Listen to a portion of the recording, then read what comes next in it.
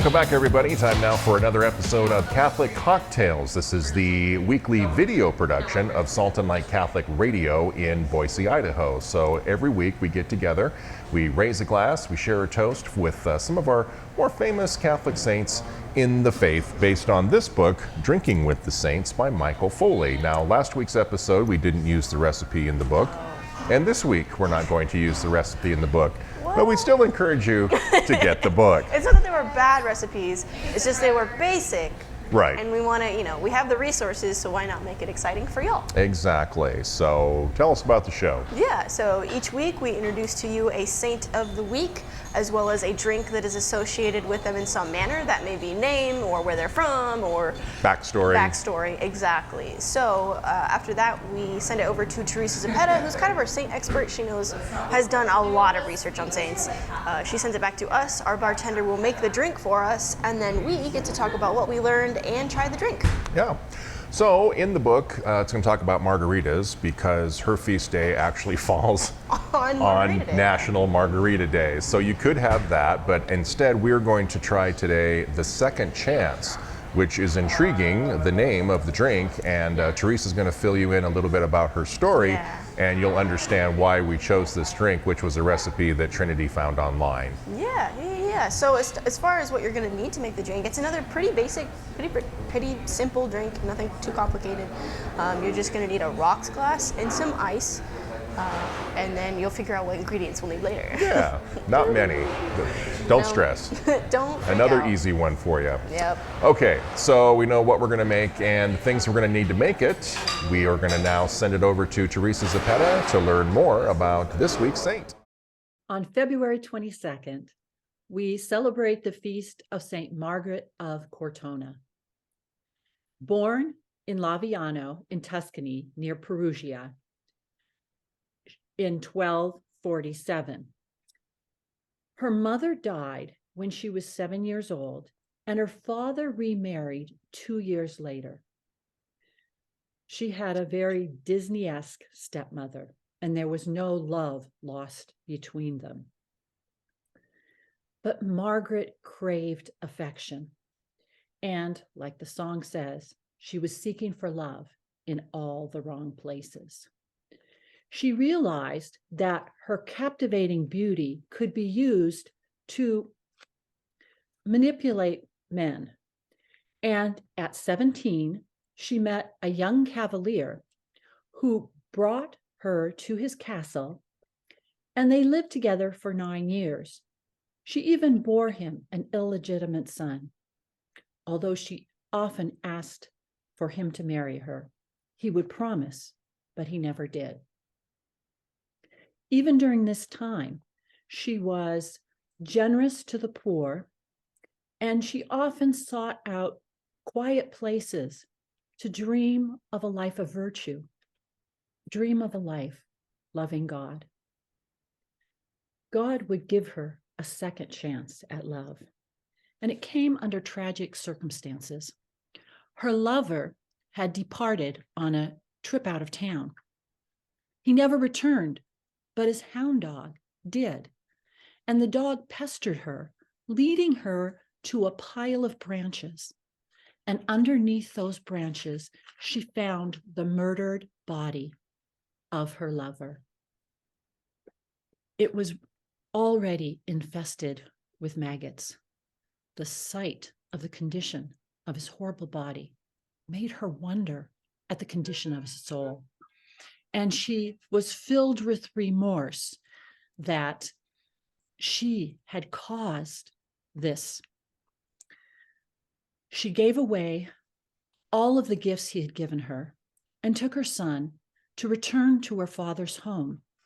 Her father would have welcomed her, except for the fact of her stepmother, who convinced her dad that it would not be good that a woman with her past be allowed into her home. So she was out on the streets. She was tempted once again to use her beauty as a source of income. But a voice in her soul told her to seek out the Franciscans, and so she did. The Franciscans of Cortona welcomed her, except she was on a probationary period of 3 years before she could enter the Third Order of Franciscans. 2 women took her in, and during this time, she spent a life of self-mortification to atone for her past life. She begged for bread, following the example of St. Francis, and even at this time, freely gave of her services to nurse the sick and the poor. Finally, after 3 years, she entered the Third Order of Franciscans. And it was about this time that she began hearing and having conversations with God, who originally called her my poor one. Later, he would call her my child. She founded a group of sisters that would go and help the poor sick. Although her life was one of recluse, she did some active service as well. She convinced the city of Cortona to open a hospital and staff it with nurses. She instituted a congregation of tertiary sisters known as Poor Ones. She established a congregation of Our Lady of Mercy who would support the hospital and the poor. And she even intervened on 2 occasions in public affairs to put an end to civic feuds.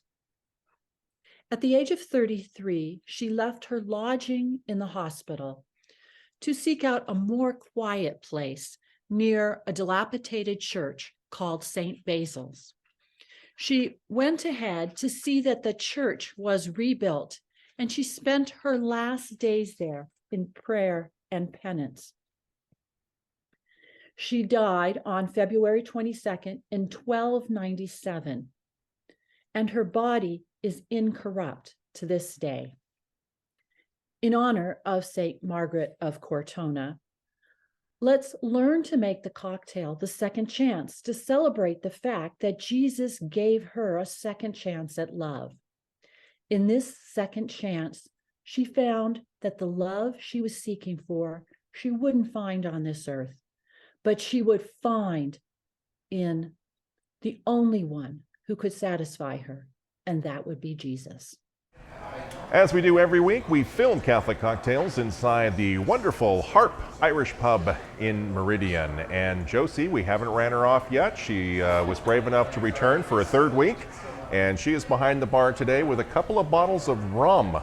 So we're making the second chance. How do we do that? What are our ingredients here? Malibu. Okay. And then Myers rum. And So then is this one darker? Yeah, it says original dark. So we've got like kind of a light rum that tastes of coconut. Big hit with sorority girls, I understand. I wouldn't know. Maybe you can speak to that. And a dark rum. And then I think, what else does it call for? some Sprite. Oh, a little shot of Sprite at the end. So this will be interesting. So I'm going to step aside. We'll watch Josie in action as she makes the second chance. All right, so now we're making the second chance. We're going to start with the ounce of Malibu rum.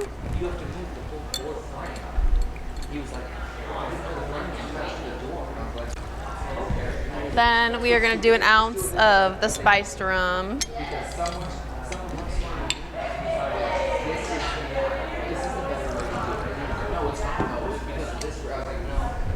Perfect. And then we're just going to top it off with some Sprite. About 4 ounces, it says, but.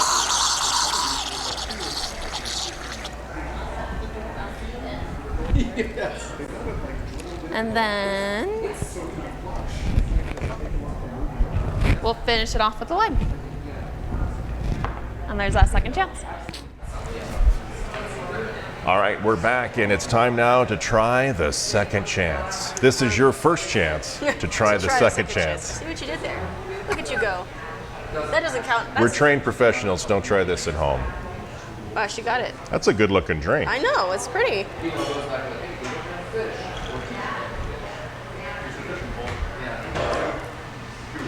Oh, it kind of tastes like the dark and stormy a little bit. Did it?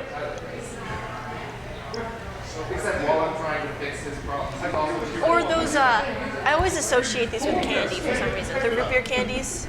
Root beer candies. Does it kind of taste like Yeah, that? a little root bit? beery. Yeah. Interesting. It's, yeah, you get the spiced rum for sure. Yeah, definitely picking sure. up on the spice. Yeah. But this, I was worried about the Sprite. I was like, what the heck is this is gonna be gross, but it actually is kind of nice. Yeah. Very So, effervescent with the bubbles. probably a 3 out of 5 for me. Yeah, I mean, it's not amazing, but it's not terrible. I thought Yeah. it was going to be questionable. But All right, so we are talking about St. Margaret of Cortona, another drink because of the region in which she grew up in the 13th century. A lot of wineries are there, Oh. so you can check out some wine. Yes. Again, all of that is inside the book. So might be something if you're not into hard liquor that you could have a nice glass of wine a little bit more gentle. from that area. But interesting story that she has. Little sketchy in her early life. yeah, which, I mean, I think it's encouraging to see saints with real stories, you know? Yeah. Because everyone, especially outside of the church, they'll be like, well, these saints are like so perfect. Like, who is really like that? And, you know, it's rare to find a person, you know, that's in human terms perfect. Right. And so when you see this kind of story where they had a rocky start, I mean, they made choices, and it's not that they don't recognize that they made those Right. choices, but for them to lead with example by being like, it's never too late to turn Right. back to God. It never is, and He will always forgive you. And one that speaks to me personally is St. Augustine. You know, that, yeah. boy, talk about your rocky starts, and then to go on and become, you know, one of the greatest saints in the faith. So Yeah. it is interesting, like you say, when they make that decision, it is a complete 180. Yeah. You know, they flip that switch, and now we are all about Jesus, all about serving the that- kingdom. In and of itself, that decision and like how much they commit to it with Right. like such zeal and like 100%, like you don't see that a lot. You know, when someone's like, oh, I'm gonna get fit, or I'm gonna whatever it is, Mm-hmm. or I'm gonna be a better Catholic even. You know, it's kind of like a slow journey, and they get there, and there's 2 steps back, and there's 4. You know, it's not quite so zealous. you Yeah. know, which I admire a lot, where it's like they commit to it and they send it. You know. And again, sometimes we see things in the 21st century, and we hearken back now to the 13th century with this saint, but it's like there's nothing new under the sun. No. So women that Been there, get done mistreated by men who make promises and don't follow through, and so she was Right. committed to this guy, wanted to marry him, bore an illegitimate son, and then he dips. Nothing. Yeah, and Yeah. so I guess as a woman in the 21st century, why is that? Why do women stay with guys that they try to fix or that they know Right. they're not going to change, but yet you stick around? Okay, so here's my hypothesis. Okay, I think that all women want to be desired, right? We all want to be wanted, and men too. We want to be wanted. And so when you find a guy who might show some sort of interest in you, you can kind of just like cling to him. And of course, we're clinging to the wrong thing, right? We should be having a relationship with God. It's like Right. that, right? And that's why I think that's why we're seeing so much of it, and have for a long time. Because it's always like, well, I want to be wanted. Where do I find that? In a partner. And so this partner's treating me like trash. Oh well, like sometimes they'll like give me all this stuff, and so I feel loved, right? It's called love bombing or whatever, right? So they give me all this stuff, and I'm like, well, why would I want to leave them? Being alone is worse than this. yeah, Instead of like having a relationship with God and being like, God is all that I need, and then if I get a spouse or a partner or whatever, then we can work on our relationship with God together, Yeah. and work towards heaven together, right? So if you don't have God as that foundation, you're going to cling to things that are going to hurt you. Yeah. And then you wonder too about some people stay in relationships longer than they should because of the history. It's like, Right. well, I've invested so much time, so much blood, sweat, and tears into this relationship. Right. I'd hate to leave I've it been now. hurt over and over, but then we like heal from it, but then we hurt each other again. Yeah. And then we heal. So it's like, it's scary to be like, well, all of that will be wasted. And it's Right. like, no. And I can't remember how long, St. Margaret stayed I with mean, her guy. Obviously a long time. Yeah. I mean, she stayed with him and then had a kid with him, and I think that was kind of being like, hey, we should get married because we have a kid now. you know? Right. Which is terrifying, especially in her day and age, right? Yeah, I can't imagine how scandalous Like, that must so have been scandalous. in the late 1200s. Yeah. So, yeah, interesting. Anyway, Again, if you're not feeling this or you're not up for a glass of wine, that her feast day does fall on National Margarita Day. You can hear the mariachis now, can't you? yeah. So that might be something you want to try and raise a toast in her honor. But that wraps up this episode. I want to thank Jamie and her fine staff here. Thank Josie behind the bar for another wonderful episode of Catholic Cocktails that we film here at the Harp Irish Pub in Meridian, Idaho. And Catholic Cocktails, again, a weekly video production produced by Salt and Light Catholic Radio in Boise. So Yes. I'm sure you're confused now, as are we. So please follow us on YouTube, Instagram. We're on Facebook, of course. We have all sorts of content out there besides just this show.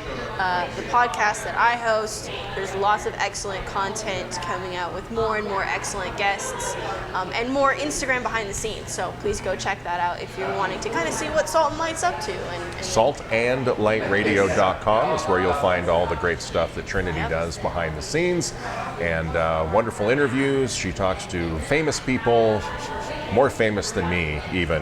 I've gotten so far, I like one major famous person.